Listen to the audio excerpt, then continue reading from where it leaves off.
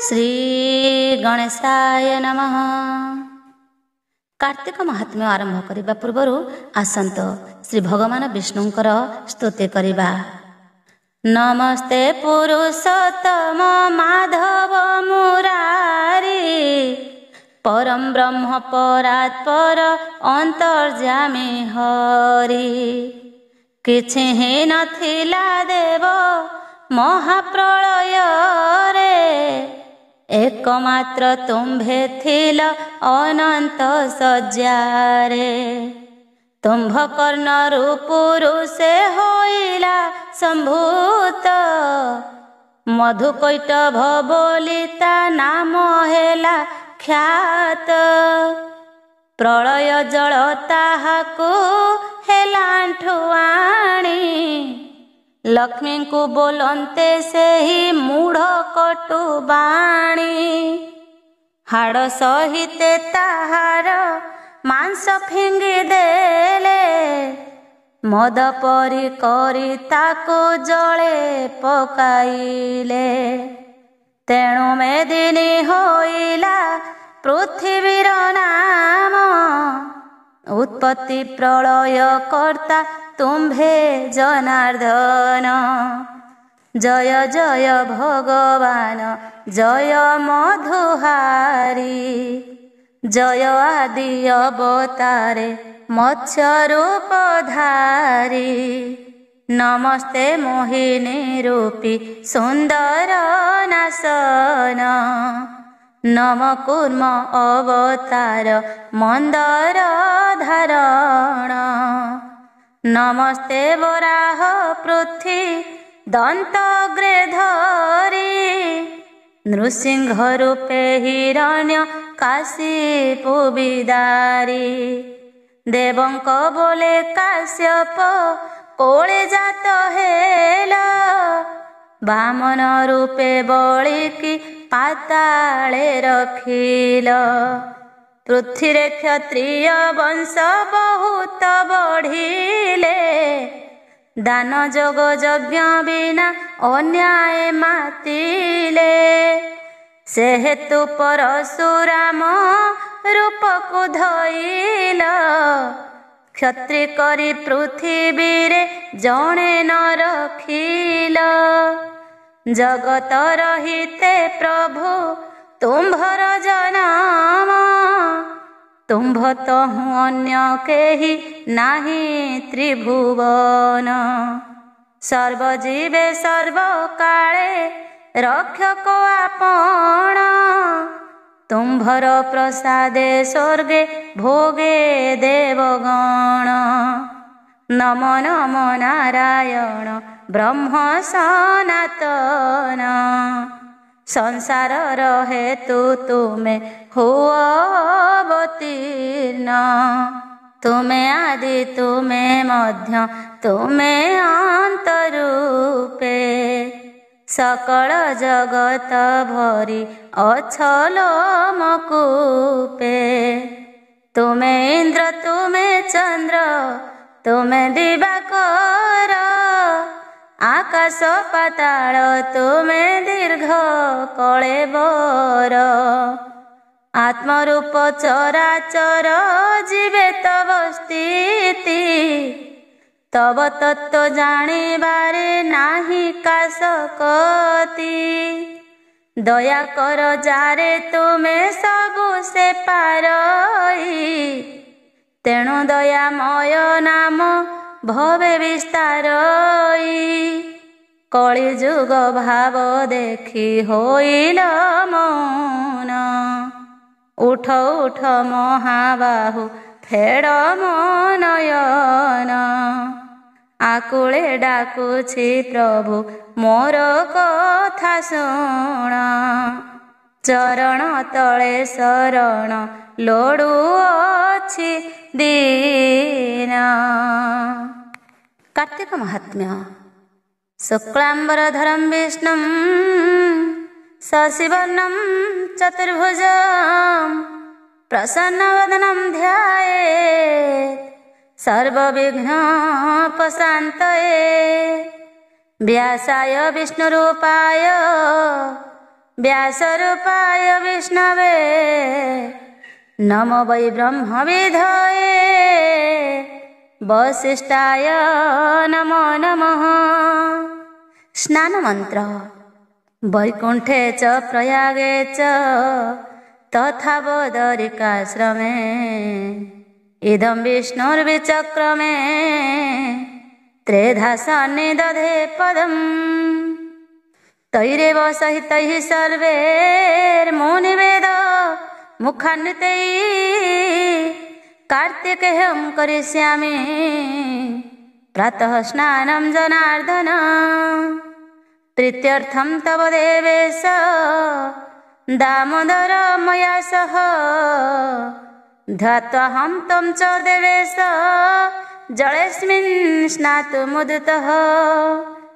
तव प्रसादात् पापं मे दामोदर विनश्यतु नित्य नैमित्तिके कृष्ण कार्तिके पापनाशनम्। सप्तदश अध्याय विष्णुदूत ओ धर्मदत्त चरित। नारद उवाच कहन्ति नारद शृण पृथु नरसाई कलहावचने विप्र मौन व्रत होई किछि क्षण परे पुणी बोइले वचन हे शुभ्र केशी मोहर कथा एबे शुण। पूर्व कर्म घेनी भ्रमु थिले घोर बने पुण्य तीर्थ मानंकु तु नगलु केशने। राम गोविंद नामन करि उच्चारण पिशाची रूपरे दुखे काटुथिलु दिन।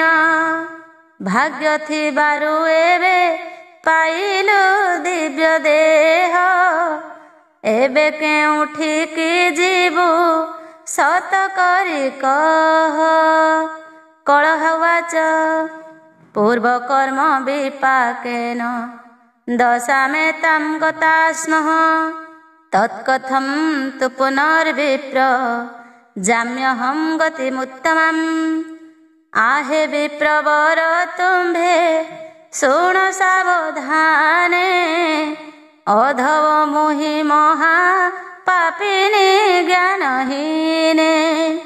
स्वभावे पिशाची मोहि अटे मंद गति मु काहू जानी पारिबी सेही भल गति।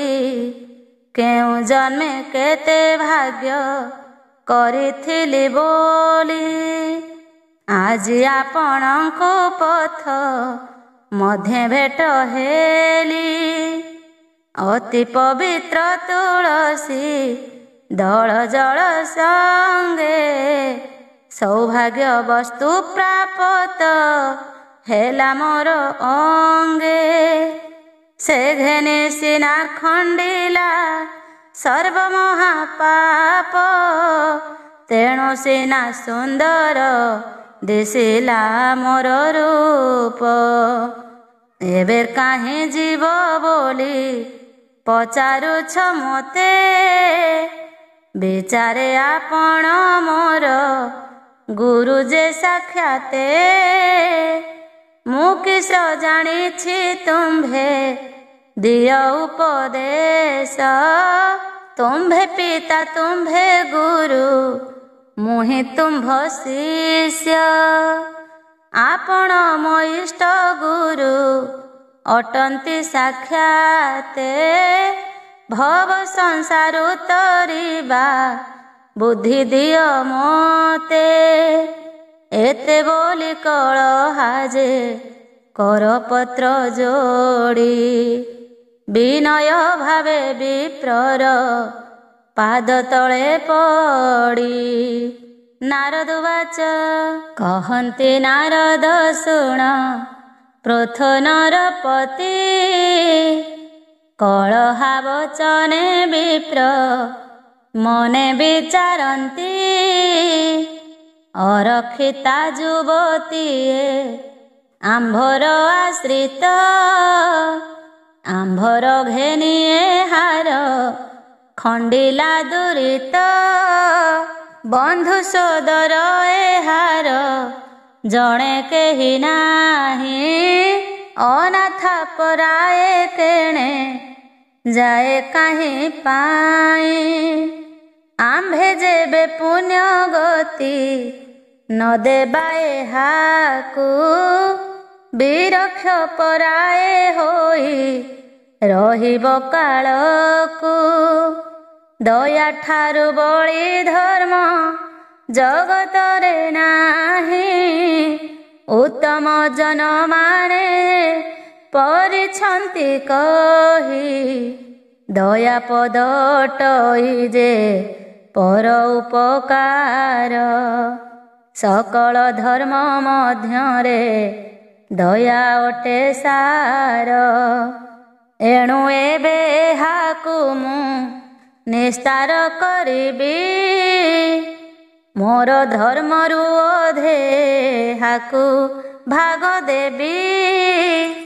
ମୋର ଧର୍ମ ଅଧେ ଭାଗ ପାଇଣ ଏ ନାରୀ, ମାୟା ସଂସାରରୁ ହେଳେ ଯାଉ ତରି। ପୂର୍ବରେ ସେ ବିପ୍ର ନିଜ କଲା କର୍ମ କୃତ, ଲଭିଥିଲା ସେ କାର୍ତ୍ତିକ ଉଦ୍ଯାପନ ବ୍ରତ। ସେହି ଧର୍ମରୁ ତାହାର ବେନିଭାଗ ହେଲା, କଳହାର ହସ୍ତେ ଜଳ ଦାନ ଟେକି ଦେଲା। ତତକ୍ଷଣେ କଳହା ଯେ ଧର୍ମ ଭାଗ ପାଇ, ମୁହୂର୍ତ୍ତକ ମଧ୍ୟରେ ସେ ଗଲା ମୁଖ୍ୟ ହୋଇ। ସେ ବେଳର ଶୋଭାକୁ କେ ଦେବ ପଟାନ୍ତର, ଦ୍ୱିତୀୟ କମଳା କିବା ହେଲା ଅବତାର।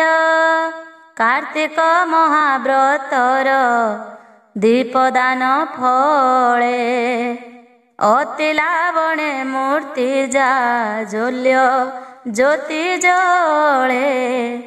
ଅଙ୍ଗେ ତାର ବିରାଜେ ଅମୂଲ୍ୟ ଆଭରଣ, ରୂପ ବିରାଜଇ ଯେହ୍ନେ ଆଦିତ୍ୟ କିରଣ।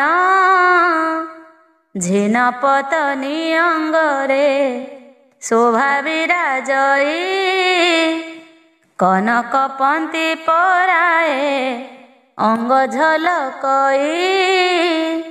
ଏମନ୍ତ ରୂପକୁ ବିପ୍ର ଦେଖି ଖୁସି ହେଲା, ଏ ସମୟ ଆକାଶରୁ ଜ୍ୟୋତି ପ୍ରକାଶିଲା।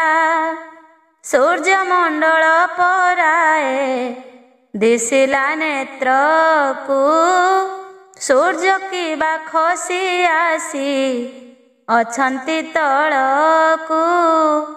ନେତ୍ରେ ଦିଶିଲା ଶୁଦ୍ଧ ସୁବର୍ଣ୍ଣମୟ ଯାନ, ଅଷ୍ଟରତ୍ନ ଲାଗି ଦିଶେ ଅତି ଶୋଭାବନ। ରଥ ପରେ ମଣି ଦର୍ପଣ ପନ୍ତି ପନ୍ତି, ଚନ୍ଦ୍ରମା ପରାଏ ଝଳି ଦିଶେ ରୂପ କାନ୍ତି। ରଥର ପରେ ଶ୍ଵେତ ଚାମର ରଙ୍ଗ ଶାଢ଼ୀ, ଯାନ ଚୌଦିଗେ ହୀରା ମାଣିକ୍ୟ ହେମ ଜଡ଼ି। ସର୍ବଶିଖରେ ଧ୍ୱଜ କମଳ ଚକ୍ର ଚିହ୍ନ, ଲହରୀ ମାରି ପତାକା ଓଡ଼େ ବିତପନ। ସେ ରଥ ଉପରେ ବିଷ୍ଣୁ ଗଣମାନେ ବସି, ବାଦ୍ୟ ବାଜଣା ତାଳ ମୃଦଙ୍ଗ ନାମ ଘୋଷି। ଗୋବିନ୍ଦଙ୍କ ଗୁଣମାନ କରି ଉଚ୍ଚ ସ୍ୱରେ, ସର୍ବେ ଏକ ମୁଖେ ଗାନ କରନ୍ତି ମଧୁରେ। ଉର୍ବଶୀ ପରାଏ ଦେଖା ଯାନ୍ତି ଲକ୍ଷ ସ୍ଥିରୀ, ଅଛନ୍ତି ସର୍ବେ ଖଦିଚା ମୋର କରେ ଧରି।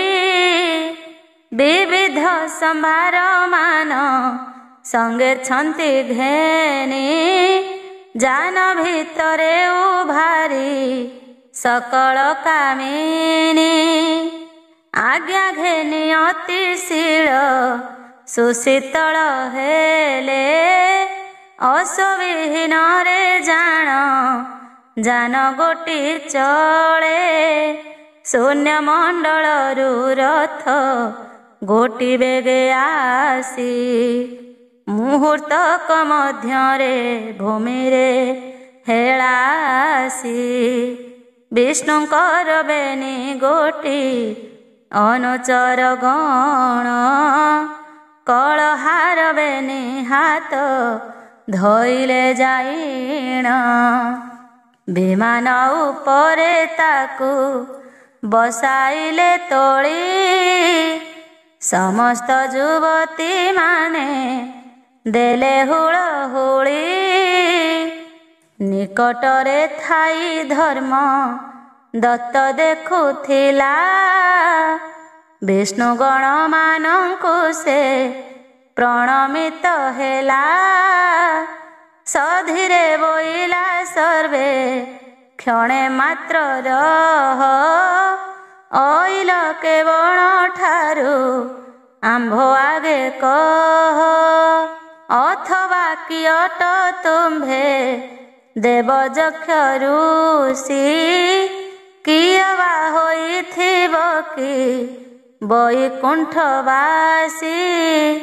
ବିଷ୍ଣୁଙ୍କ ପରାଏ ବିରାଜୁଛି ତୁମ୍ଭକାୟ, ରୂପ ତୁମ୍ଭ ଦେଖାଯାଏ ଯେହ୍ନେ ଜ୍ୟୋତିର୍ମୟ।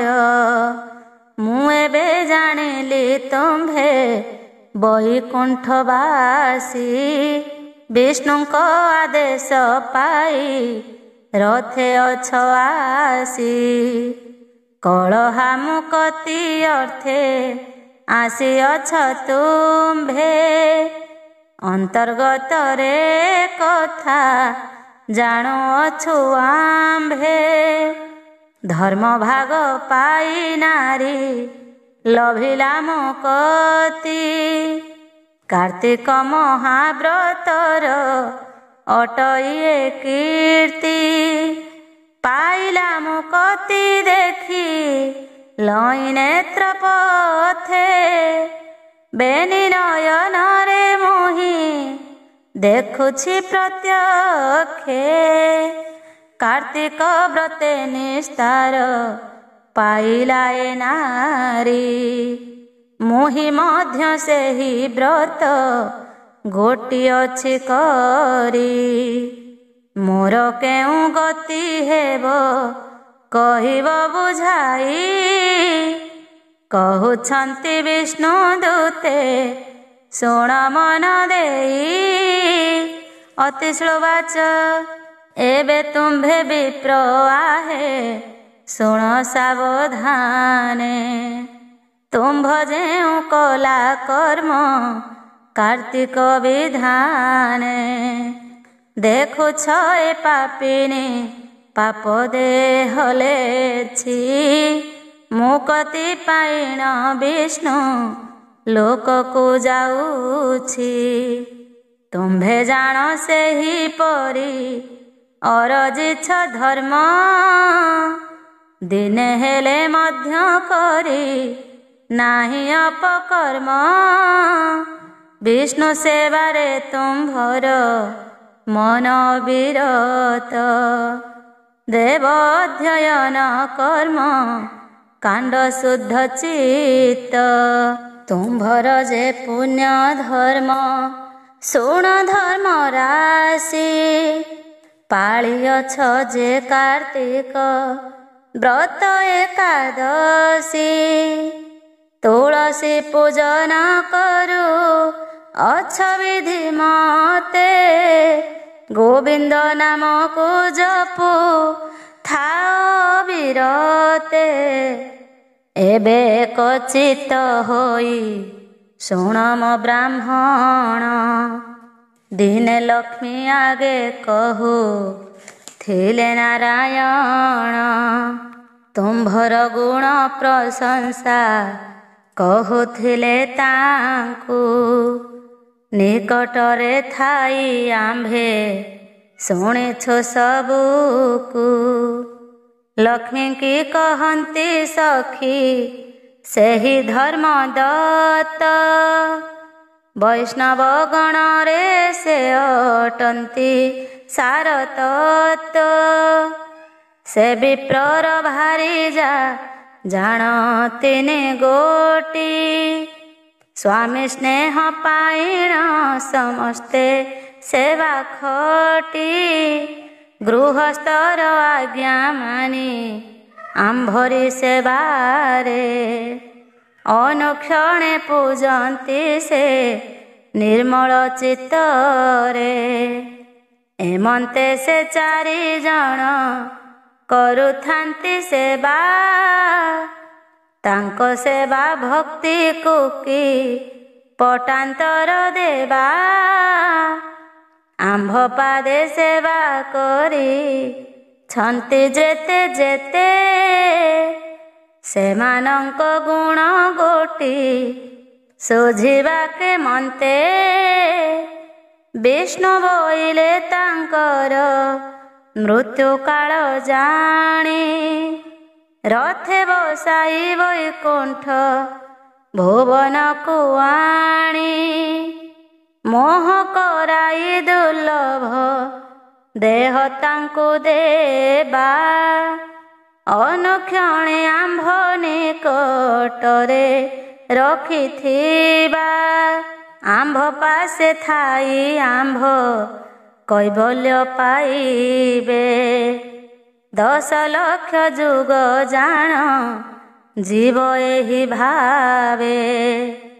ତଦନ୍ତରେ ମର୍ତ୍ତ୍ୟପୁରେ କରାଇବ ଜାତ, ସରଜୁ ନଦୀର ତୀରେ ଥିବ ତାଙ୍କ ସ୍ଥିତ। ଅଯୋଧ୍ୟା ଦେଶରେ ସୂର୍ଯ୍ୟ ବଂଶେ ହେବ ଜାତ, ନାମ ତାହାଙ୍କର ଯେ ହୋଇବ ଦଶରଥ। ଜମ୍ବୁଦ୍ୱୀପ ମଧ୍ୟରେ ସେ ହୋଇଥିବେ ରାଜା, ସେ କାଳରେ ହେବ ତାଙ୍କ 3ଟି ଭାରିଜା। କୌଶଲ୍ୟା କକେଇ ଯେ ସୁମିତ୍ରା 3 ରାଣୀ, ସତୀ ମାଧବୀ ସମସ୍ତେ ଅହ୍ୟ ସୁଲକ୍ଷଣୀ। ଆମ୍ଭେ ଜନମିବୁ ଯାଇ ସେମାନଙ୍କ ଗର୍ଭେ, ସେ କାଳେ ଆମ୍ଭଙ୍କୁ ସେ ଲଭିବେ ପୁତ୍ର ଭାବେ। ଚତୁର୍ଥ ମୂରତି ଆମ୍ଭ ନାମ ଯେ ଶ୍ରୀରାମ, ଏ ଭାବେ ତୋଷିବୁ ଜାଣ ସେ 4ଙ୍କ ମନ। ନିକଟରେ ଥାଇ ଏହା ଶୁଣିଅଛୁ ଆମ୍ଭେ, ଆମ୍ଭଙ୍କୁ ହେ ବିପ୍ରବର କି ପଚାର ତୁମ୍ଭେ। ଲକ୍ଷ୍ମୀଙ୍କୁ ଏହା କହିଲେ ନିଜେ ବିଷ୍ଣୁଦେବ, ଆଉ ଅଳ୍ପ ଦିନେ ତୁମ୍ଭେ ବୈକୁଣ୍ଠକୁ ଯିବ। ଶୁଣି କରି ବ୍ରାହ୍ମଣ ଯେ ହେଲା କୃତକୃତ୍ୟ, ବିଷ୍ଣୁଗଣଙ୍କ ପୟରେ କଲା ଦଣ୍ଡବତ। ଶୁଣିଲ ତ ସାଧୁ ଜନେ ଏ ଅମିୟ ବାଣୀ, ପୃଥୁରାଜାଙ୍କ ଆଗେ ନାରଦ ଯାହା ଭଣି। ପଦ୍ମ ପୁରାଣ ଉତ୍ତର ଖଣ୍ଡେ ଚରିତ, ଲେଖା ହୋଇଛି କାର୍ତ୍ତିକ ବ୍ରତ ମହାବ୍ରତ। ତୁଳସୀ ପୂଜନ ଉଦ୍ୟାପନ ସେବା ବିଧି, ପାଳନା କଲେ ସକଳ धर्म हुए सिद्धि। एक मुखे कर सर्वे नाम संकीर्तन, एकाग्र चित्तरे शुण कार्तिक पुराण। पाइब गति मुक्ति जीव विष्णु आळ, से पाद को ध्याई भणे दासना कपाळ। इति श्री पद्मपुराणे उत्तरखंडे कार्तिक पुराणे विष्णुदूत धर्मदत्त संवाद कथने भक्तना कपाळ कृते नाम सप्तदश अध्याय। अष्टादश अध्याय चोल राजा ओ विष्णुदास चरित। नारद उवाच इत्थं तद्वचनं श्रुत्वा धर्मदत्तः सविन्मय, प्रणम्य दण्डवत् भूमौ वाक्य वेदमुवाचः। एथो अन्ते शुण आहे पृथु चूडामणि, विष्णुदूतଙ୍କ वचन धर्मदत्त शुणी। भूमि रे प्रणमी उठी सिरे जोड़ी कर, बोइले शुणी माहेउ ए मोहर गीर। जे बण धर्म रे प्राणी मुक्ति लभई, षडपर कारे ताहा शास्त्रे अछि कही। यज्ञ दान तीर्थ व्रत पुणी चांद्रायण, तपस्या को मिसाइए षड धर्म जान। सात्विक लक्षणे हा पालन जे करे, सिद्ध प्राप्त होई थाए बहुत दिन रे। तहु परे मुक्ति लभी वैकुंठ को जानती, मुनि माने हा शास्त्र पथे कही छंती। किंतु तुलसीर दल प्राप्ति हेबा मात्रे, दुरित कल्मष किछि नर होई गात्रे। नयन रे ही कथा देखिली प्रत्यक्ष, कलहा पिशाची क्षण करे हेला मोक्ष। धन्य तुलसी दलर अपूर्व महिमा, तुम्भे माने सर्वज्ञाता अट पुण्य आत्मा। तुलसी महात्म्य आउ देखिअछ काहि, संसारु निस्तरी छंती पाप ताप दही। एही परी कथा तुम्भे देखिथिले कह, शुणिले मनु मोहर तुटिब संदेह। धर्मदत्तर वचन शुणी कृष्ण दूते, बोलंती विप्र तुम्भे शुण दृढ़ चित्ते। तुलसीर महिमा जे अटइए मंत, संक्षेपी कहिबा शुण तहिर वृत्तांत। पूर्व दिगे मर्त्यपुरे कांची नगरपति, नाम ताहांकर जान चोल चक्रवर्ती। विष्णु भक्ति परायण अटई से राजा, धर्म रे पुत्र समाने पाळे जन प्रजा।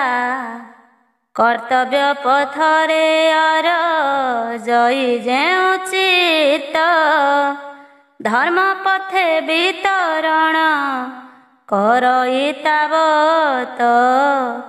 समस्त जन रे प्रिय पात्र से अटंती, आपणार धर्म रे संचयी सर्वकीर्ति।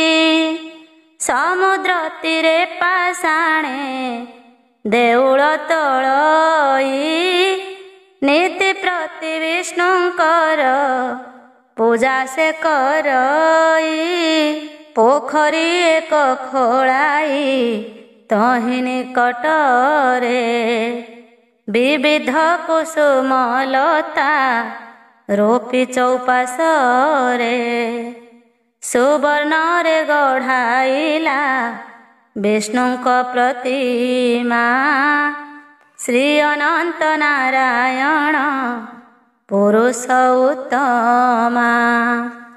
ପ୍ରାସାଦ ମଧ୍ୟରେ ତାହା ନେଇ ଯତ୍ନେ ସ୍ଥାପି ପୂଜା ବିଧାନରେ ଦୃଢ଼ ବଳେ ନାମ ଜପି। ବିବିଧ ରତନ ମଣ୍ଡି ବିଷ୍ଣୁଙ୍କ ଶ୍ରୀ ଅଙ୍ଗେ ଅନେକ ରୂପ ବସ୍ତ୍ର କୁସୁମ ନାନା ରଙ୍ଗେ। ବହୁତ ପ୍ରକାରେ ଉପହାରମାନ ବାଢ଼ି ତ୍ରିସନ୍ଧ୍ୟାରେ ପୂଜଇ ସେ ମୁଖେ ସ୍ତୁତି ପଢ଼ି। ଗନ୍ଧ ଚନ୍ଦନ ସହିତେ ପୁଣି ଧୂପ ଦୀପ ସଂଯୋଗ ସମର୍ପି ଦିଏ ହରିଙ୍କ ସମପ। ପ୍ରତିଦିନ ଶୁଦ୍ଧ ମନେ କରଇ ସେ ପୂଜା ବୋଲଇ ସୁଖୀ ହୁଅନ୍ତୁ ମୋର ଜନ ପ୍ରଜା। ସମସ୍ତଙ୍କ ହୃଦ ପଦ୍ମେ ହୁଅ ବିଦ୍ୟମାନ ଅହରହ ଆପଣଙ୍କ ପଦେ ରହୁ ମନ।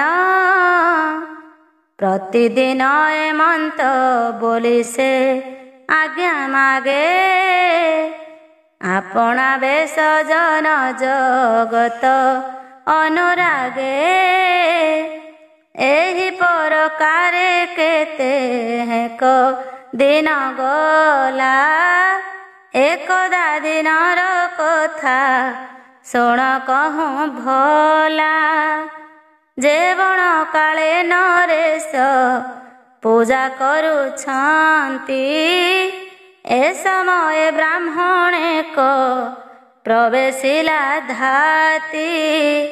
ସେ ବିପ୍ରର ନାମ ଯେ ଅଟଇ ବିଷ୍ଣୁ ଦାସ ସେଦିନ ଅଟେ ଦଶମୀ ତିଥି ନିଶେଷ। ବିଷ୍ଣୁ ଦର୍ଶନ ନିମନ୍ତେ ମନେ କରି ଆସ ବହୁ ଦିନରେ ସେ ନଗ୍ରେ କରିଥାଏ ବାସ। ଶୁଦ୍ଧ ସଲିଳେ ସ୍ନାନ ସାରି ପ୍ରାତ କାଳେ ପ୍ରବେଶ ହେଲା ବ୍ରାହ୍ମଣ ଯାଇ ଦେବ ଆଳେ। ହସ୍ତରେ ଧଇଲା ଯତ୍ନେ ତୁଳସୀ ମଞ୍ଜରୀ ବିଶେଷ ଭାବରେ ବିପ୍ର ପତ୍ର ଦ୍ରୋଣେ ଭରି। ଦେଉଳ ଭିତରକୁ ସେ ପଶିଲା ଧସାଇ ଯତନେ ମଣ୍ଡଣି କଲା ବିଷ୍ଣୁ ଅଙ୍ଗେ ନେଇ। ତୁଳସୀ ଦଳକୁ ଦେଖି ବିଷ୍ଣୁ ହେଲେ ତୋଷ ରାଜାଙ୍କ ଦୃଷ୍ଟି ପଥକୁ ହୋଇଲେ ଅଦୃଶ୍ୟ। ଏମନ୍ତ ଭବିଷ୍ୟ ଦେଖି ଚୋଳ ଚକ୍ରବର୍ତ୍ତୀ ଭର୍ତ୍ସନା କରି ବିପ୍ରଙ୍କୁ ଧିକାରି କହନ୍ତି। ବୋଇଲେ ଆରେ ବ୍ରାହ୍ମଣ ଧିକ ତୋର ବୁଦ୍ଧି କେବଳ ପ୍ରକାରେ ଜାଣି ଅଛୁ ପୂଜା ବିଧି। ସ୍ୱଭାବେ ଦରିଦ୍ର ପୁଣି ଅଟୁ ଅକିଞ୍ଚନ ଦିନ ଦୁଃଖୀ ଦୁରାଚାର ଅଧମ ଜ୍ଞାନ। ବିଷ୍ଣୁଙ୍କୁ ତୋଷିବା ପାଇଁ ତୋତେ କି ମିଳିବ ତୁ କାହିଁ ପାଇବୁ ଧନ ରତନ ବିଭବ। ଏବେ ଦେଖ ବିପ୍ର ତୁ ମୋହର ପୂଜା ବିଧି। ରତ୍ନ କାଞ୍ଚନରେ ସିନା ହୋଇଥାଏ ସିଦ୍ଧି। ବିଷ୍ଣୁ ଅଙ୍ଗେ ରତ୍ନ ଲାଗି ଦିଶଇ ସୁନ୍ଦର। ଶୋଭା ପାଉଅଛି ବିଷ୍ଣୁଙ୍କର କଳେବର।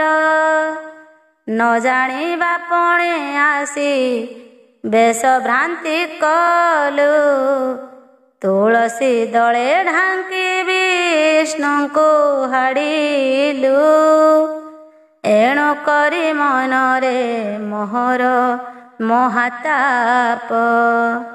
ଯେଣୁ ନେତ୍ରେ ନ ଦିଶୁଛି ବିଷ୍ଣୁ ନିଜ ରୂପ।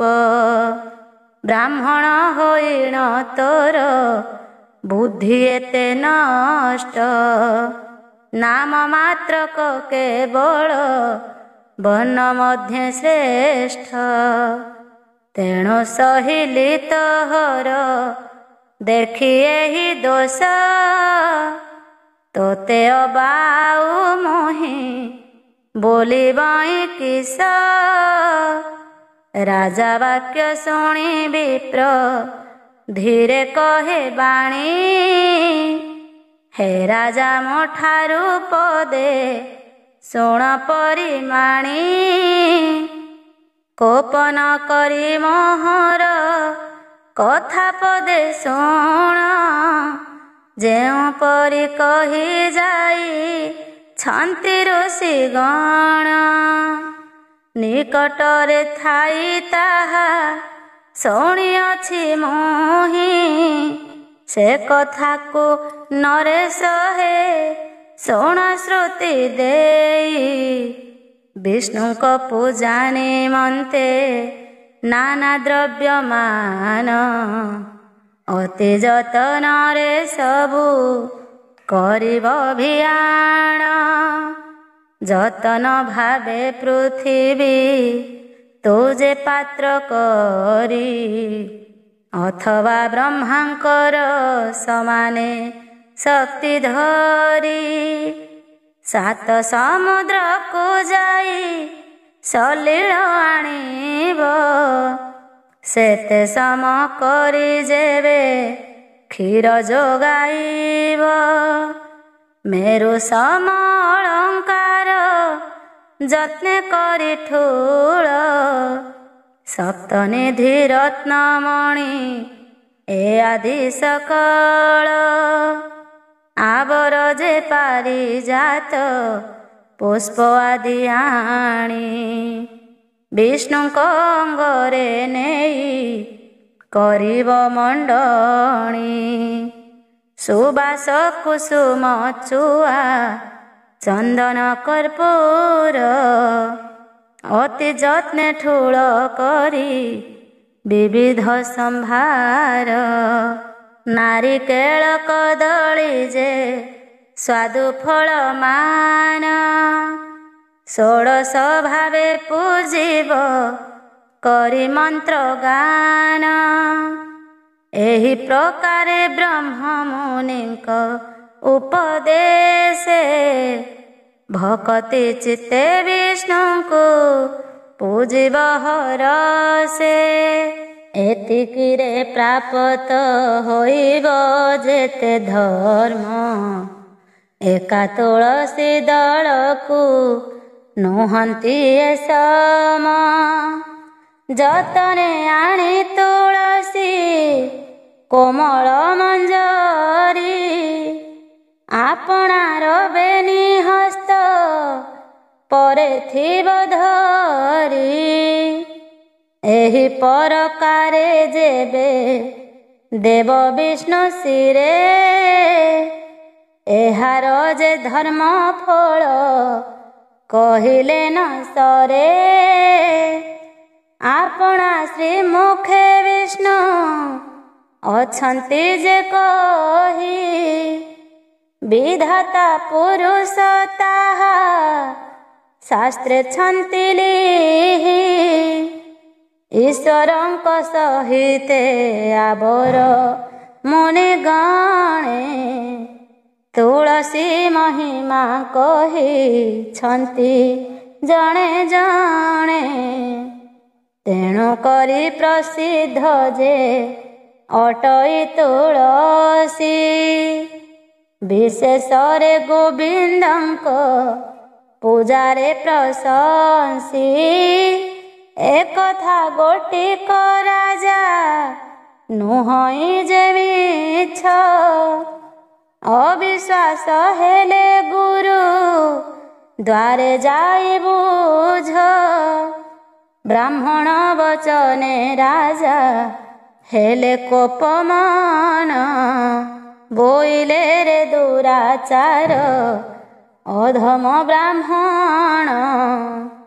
ମୋହର ବିଚାରେ ତୁହି ଅଟୁ ବଡ଼ ଦୁଷ୍ଟ ମୋହ ପରି ଲୋକଙ୍କୁ କରାଉ ଆସି ରୁଷ୍ଟ।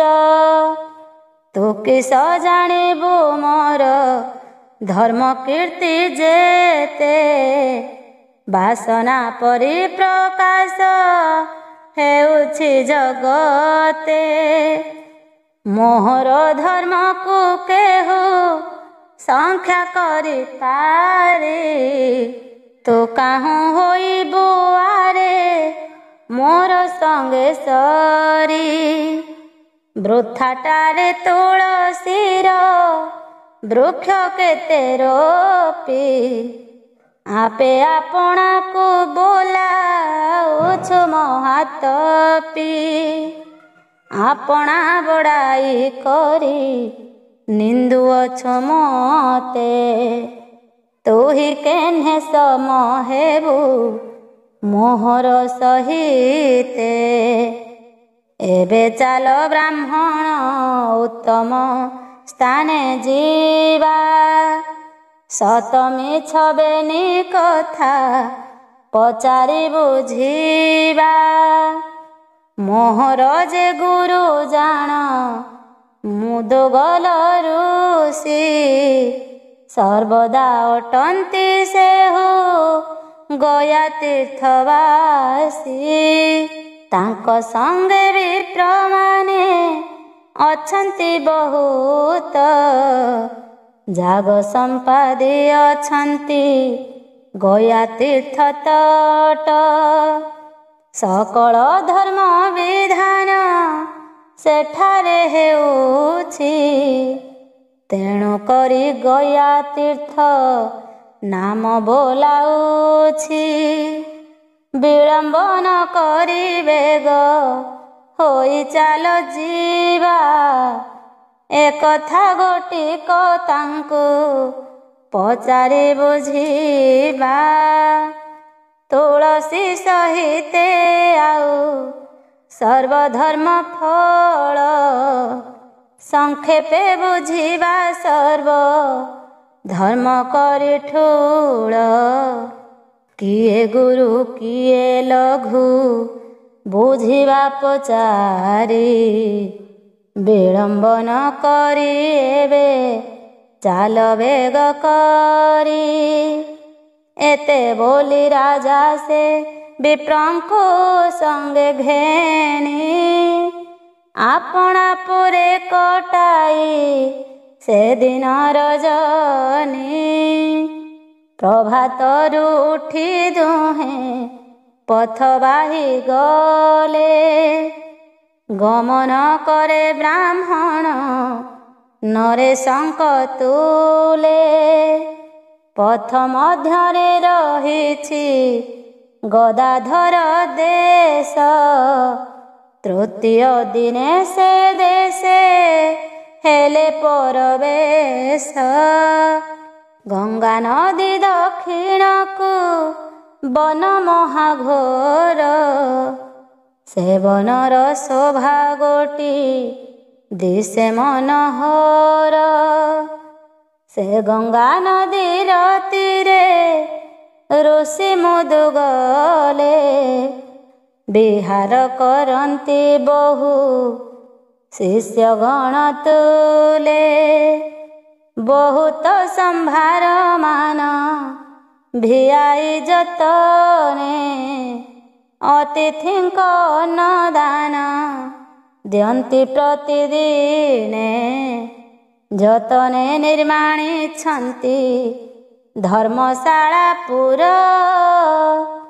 ବିବିଧ ବରଣରେ ଦିଶେ ଯେ ଶୋଭାକର ସମସ୍ତ ଜାତି ବୈଷ୍ଣବ ବୃନ୍ଦାଗଣ ମିଳି ତୁଳସୀ ବଣ ଏକ ଯତନେ ଛନ୍ତି ପାଳି ସମସ୍ତ ଯତ୍ନେ ଭିଆଇ ନାନା ଉପହାର ବିଷ୍ଣୁ ସେବାରେ ସେମାନେ ଅତି ତତ୍ପର ବିଶେଷ ଭାବେ ତୁଳ ମକର ମେଷ ମାସ ପାଳନ କରନ୍ତି ଏକାଦଶୀ ଉପବାସ ଏ ଧର୍ମର କଥା ମାନ କହି ନିଜ ମୁଖେ ଅବହେଳେ ବେହରଣ କରୁଥାନ୍ତି ସୁଖେ ସେଠାରେ ପ୍ରବେଶୀ ରାଜା ଚୋଳ ଚକ୍ରବର୍ତ୍ତୀ ଅତି ଆନନ୍ଦ ମନରେ ଚାହେଁ ଚୌକତି ସମସ୍ତ ଦେଖି ସେ ବିଷ୍ଣୁ ଦାସ ଦ୍ୱିଜବର ମନେ ମନେ ଚିନ୍ତଇ ମାଧବ ଚକ୍ରଧର ମନରେ ଅତି ଆନନ୍ଦ ଯଜ୍ଞ ସ୍ଥାନ ଦେଖି ରାଜା ସଙ୍ଗେ ଥାଇଣ ବ୍ରାହ୍ମଣ ଅତି ସୁଖୀ ଶୁଣିଲ ତ ସାଧୁ ଜନେ ଏ ଅପୂର୍ବ ରସ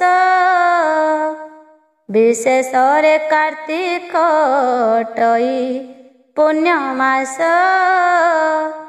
ସମସ୍ତେ କାର୍ତ୍ତିକ ସ୍ନାନ କର ଶୁଦ୍ଧ ମନେ ଅନ୍ତିମେ ବସିବ ଯାଇ ବୈକୁଣ୍ଠ ଭୁବନେ ତୁଳସୀ ମୂଳରେ ନେଇ ଦିଅ ଦୀପଦାନ ଦୀପଦାନ ଦେଇ କର୍ଣ୍ଣେ ଶୁଣିବ ପୁରାଣ ଇହ ଜନ୍ମେ ସୁଖ ଅନ୍ତେ ବୈକୁଣ୍ଠ ବସିବ ଭଣେ କବି ନା କପାଳ ବାକ୍ୟ ଅଟେ ଧ୍ରୁବ। इति श्री पद्मपुराणे उत्तरखंडे कार्तिक पुराणे चोल राज विष्णुदास चरित कथने भक्तनाकपाल कृते नाम 18 अध्याय।